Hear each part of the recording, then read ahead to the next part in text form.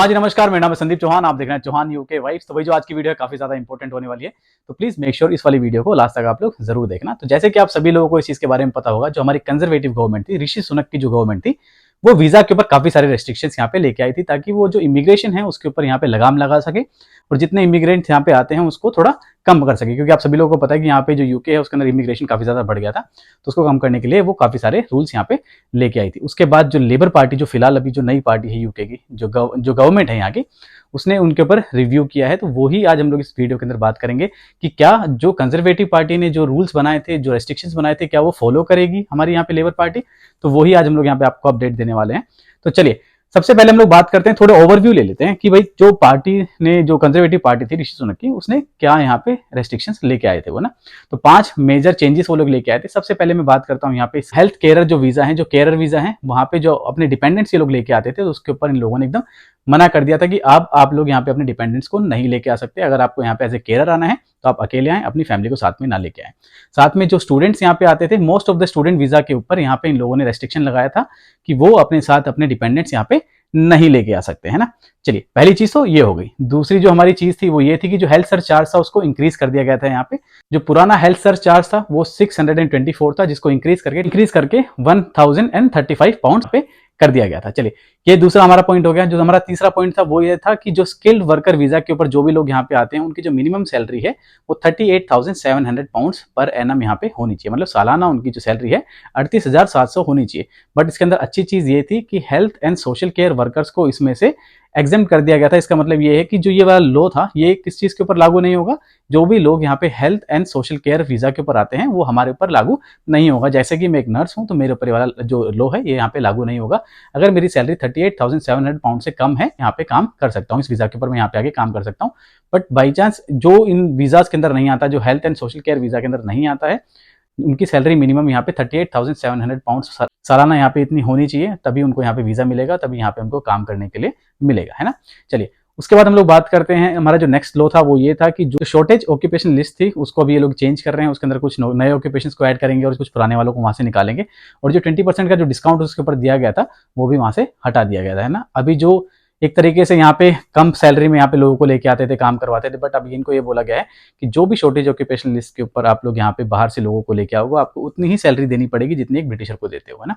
तो अब क्या होगा कि मेरे हिसाब से वो लोग बाहर से नहीं लेके आएंगे, यहीं से लोगों को ढूंढ लेंगे, क्योंकि बाहर से लेके आना इतना महंगा पड़ेगा। इससे बढ़िया यहीं के जो ब्रिटिशर्स हैं उनसे ये लोग काम करवाएंगे शॉर्टेज ऑक्यूपेशन लिस्ट के अंदर, ताकि उनको भी उतनी सैलरी देनी है ना। तो चलिए, उसके बाद हमारा जो लास्ट पॉइंट था वो ये था कि जो भी फैमिली वीजा के ऊपर यहाँ पे आएगा, पार्टनर या स्पाउस वीजा के ऊपर आएगा, उनकी जो सैलरी है वो मिनिमम 38,700 होनी चाहिए। जिसके अंदर जो फर्दर चेंजेस आए थे, उन चेंजेस के अंदर ये बताया गया कि जो है वो उसके ऊपर डिस्काउंट कर दिया गया था, एक तरीके से उनको कम कर दिया गया था।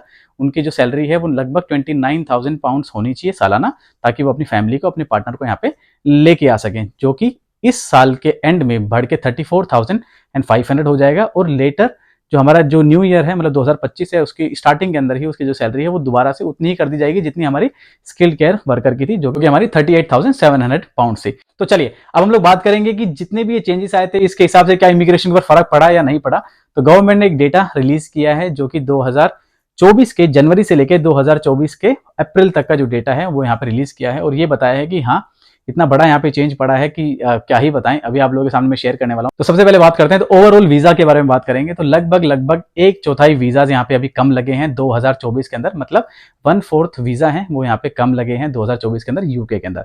अगर मैं बात करता हूँ यहाँ पे डिपेंडेंट्स के बारे में, जैसे कि कोई भी लोग यहाँ पे केयर वीजा के ऊपर आते थे, स्टूडेंट वीजा के ऊपर आते थे, तो सबसे पहले हम लोग बात करते हैं स्टूडेंट वीजा के ऊपर। जो स्टूडेंट वीजा आते थे, तो उनके साथ यहाँ पे जो उनके डिपेंडेंट साथ में आते थे, उनकी फैमिली साथ में आती थी, यहाँ पे काफी लंबी जो गिरावट है वो यहाँ पे देखी गई है। 79% जो डिपेंडेंट है वो यहाँ पे कम हो गए हैं। जो स्टूडेंट वीजा के ऊपर यहाँ पे आते थे उनके जो डिपेंडेंट है 79% से नीचे गिरे हैं। जैसे कि आप लोगों को सभी को इस चीज के बारे में पता होगा कि अब जो स्टूडेंट्स हैं वो जो अपना वीजा है वो स्विच नहीं कर सकते हैं किसी भी वर्क वीजा के अंदर या फिर किसी चीज के अंदर, जब तक उनकी स्टडीज है वो कंप्लीट ना हो। और बाकी इंस्टीट्यूट के ऊपर भी जो गवर्नमेंट है उनकी नजरें रहेंगी, क्योंकि उन्होंने साफ कहा है कि ये लोग इमिग्रेशन बेचते हैं, एजुकेशन नहीं बेचते हैं। तो इस चीज का भी इन लोगों ने काफी ज्यादा ध्यान रखा है। तो इसके चक्कर में क्या हुआ, जो स्टूडेंट है वो ये सोचता है कि यार मैं यूके आके पढ़ूंगा ना, तो अपनी फैमिली को लेके जा सकता हूँ साथ में यहाँ पे। और जो काफी सारी चीजें सोची थी उन लोगों ने कि यहाँ पे आ जाएंगे, पढ़ाई के नाम से आ जाएंगे, फिर बाद में यहाँ पे काम करना स्टार्ट कर देंगे, दूसरा वीजा ले लेंगे, तो वो भी अभी यहाँ पे बंद कर दिया। तो इसके चक्कर में जो स्टूडेंट की जो एप्लीकेशन यहाँ पे आती थी वीजा के लिए, 2024 जनवरी से लेकर 2024 अप्रैल के अंदर वो यहाँ पे कम हो गई। कितने? 30,000 कम वीजा लगे हैं स्टूडेंट का। मतलब समझ लो कि लगभग 30,000 स्टूडेंट कम आए हैं सिर्फ इस 4 महीने की बात बता रहा हूँ। इससे पहले जो स्टूडेंट आते थे उसके अंदर लगभग 4 महीने के अंदर 30,000 स्टूडेंट कम आए हैं। तो जो इमिग्रेशन है उसके ऊपर काफी बड़ा असर पड़ा है। पहले तो डिपेंडेंट की बात करें तो डिपेंडेंट लगभग 59% जो स्टूडेंट के ऊपर आते थे वो नीचे गिर गए हैं।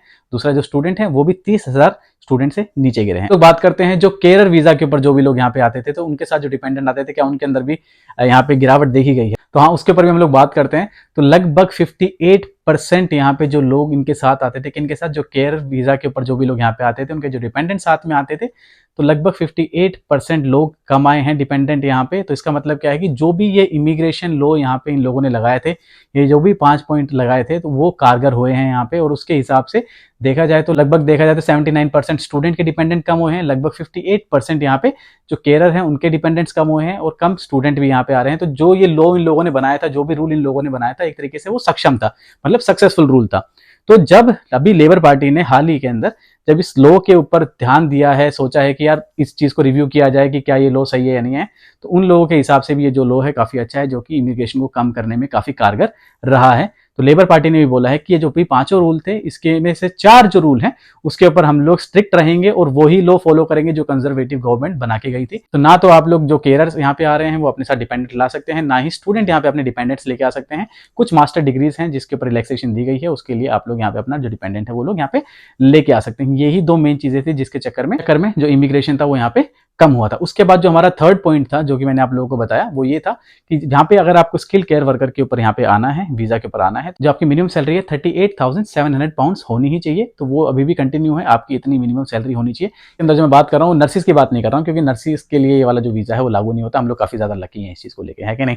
चले, जो दूसरी चीज थी हमारी फैमिली वीजा, अगर आप कहो स्पाउस वीजा या पार्टनर वीजा, उसके ऊपर जो इन लोगों ने लॉ बनाया था, बस यही एक लॉ है जिसके ऊपर जो गवर्नमेंट है, वो जो लेबर पार्टी है, वो ये सोच रही है कि अब इसके ऊपर हम लोग रिव्यू करेंगे और इसको आगे लेके चलना है या नहीं लेके चलना है, उसके ऊपर रिव्यू करके ये लोग बताएंगे। तो इसका मतलब क्या है कि अभी इस वाले लॉ को खाली यहाँ पे इन लोगों ने होल्ड पे रखा हुआ है। तो इसका जो है कि पहले 29,000 आपकी सैलरी यहाँ पे होनी चाहिए थी, वो इस साल बढ़ा के 34,500 होगी और न्यू ईयर के अंदर 2025 के अंदर उसको बढ़ा के 38,700 सेम स्किल केयर वर्कर की तरह कर दिया जाएगा। बट नहीं, फिलहाल के लिए वो 29,000 पाउंड्स ही रहेगी सालाना।